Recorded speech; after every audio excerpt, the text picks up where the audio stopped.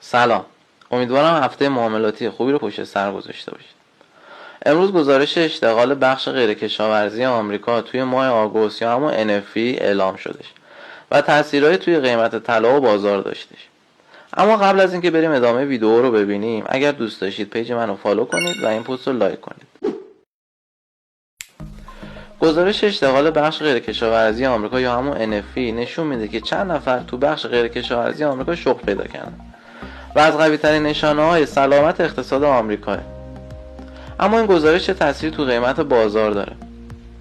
اگر نرخ اعلامی بیشتر از نرخ پیشبینی و نرخی که در ماه قبل اعلام شده باشه، نشون میده که اقتصاد آمریکا یه اقتصاد پویایی بوده این ماه.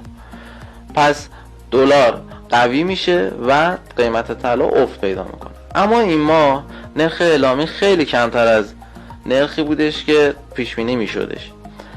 پس اومده روی قیمت طلا تاثیراتی رو گذاشته.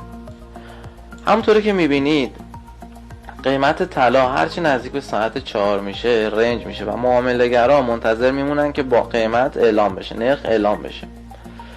و وقتی که نرخ اعلام میشه یک دفعه قیمت طلا میاد و به سقف قیمت قبلی که توی 2 روز پیش زده بود میرسه.